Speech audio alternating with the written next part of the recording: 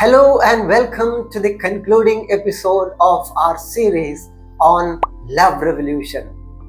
This episode is titled 1943 Love Story, wherein we are going to talk about a heart-rending incident from World War II.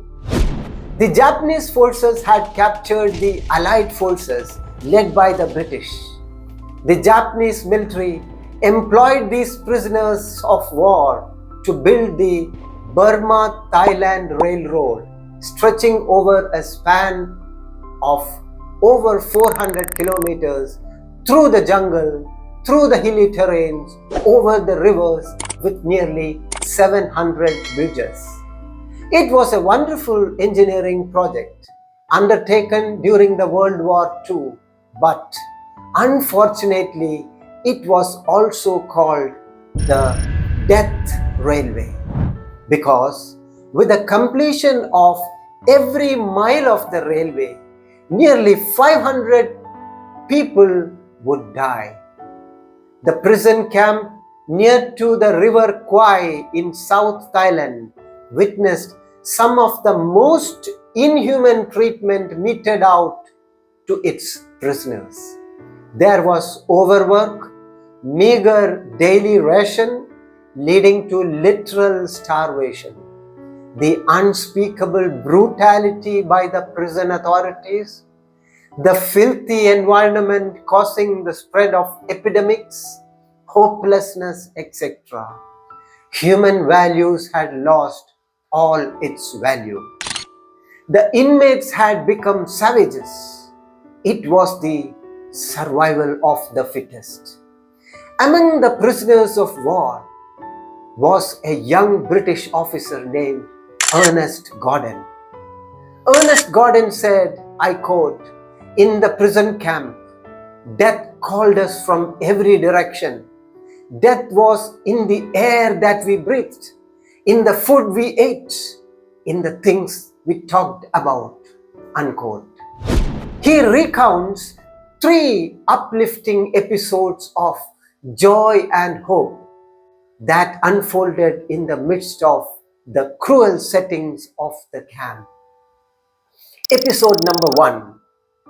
When Ernest Gordon contracted diphtheria, he was taken to the nearby tent called the Death House, where the sick would be dumped and they would slowly drift towards death. But this time something quite unexpected happened. 2 prisoners came to him for supporting him. They toiled hard, cared for him, serving by his bedside, spent sleepless nights, and he was miraculously recovered. Quite contrary to the spirit of the survival of the fittest. Episode number 2 was when a fellow Scottish soldier by the name Angus McGillary was secretly giving away the meager ration he was receiving to another sick companion. In a few days, the sick companion revived, but Angus McGillary died of starvation. Again, contrary to the spirit of survival of the fittest. The 3rd episode is the missing shovel incident. After a day of hectic work, after collecting back the tools from the prisoners, the Japanese officer finds that 1 shovel was missing. He demanded that the culprit should step forward. No one responded. Immediately the officer said, "All die, all die." He threatened to execute all of them since no one came forward. It so happened that immediately 1 person steps forward and he was mercilessly beaten to death. But interestingly, when the tools were recounted, they found that the tool was not missing. It was a counting mistake. They understood that 1 inmate had sacrificed his life for saving others. Maybe it's difficult to believe, but my dears, it's not a story. It's a true incident which is well documented. Interestingly, all the three incidents, the main characters who brought about this change had one thing in common. They were all personally touched by the love of God and wanted to practice the teachings of Jesus, which said, "Love one another as I have loved you."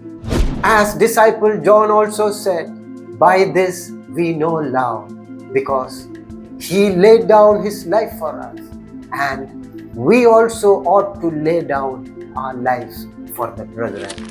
Now, what happened in the prison camp? These incidents of love and sacrifice started to change the hearts of the prison inmates. Ernest Gordon, who was an agnostic and didn't believe in God, now became a believer. The attitude of the inmates witnessed a transformation from selfishness to selflessness, from survival of the fittest idea to care for the weakest idea. The missing shovel incident reminded them the words of Jesus, who said, "Greater love has no one than this, than to lay down one's life for his friends." Actually, Jesus demonstrated his love for the humanity by laying down his life on the cross, and this love is infectious. Let me put it this way: only if I have 10 rupees with me can I help someone in need with 5 rupees. That's mere economics. If I don't get, how can I give? If I don't get love, how can I give love? While experiencing love deficit, how can we give love to others? If we want to pour out love to others, first we must be satisfied with abundance of love.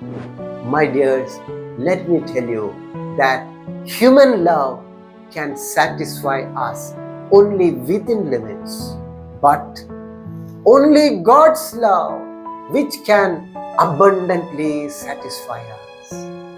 In 1945, when the Japanese surrendered to the Allied forces, the captor-captive role was dramatically reversed. The prisoners of the Allied forces, whom the Japanese officers had tortured with iron fists, have become the masters.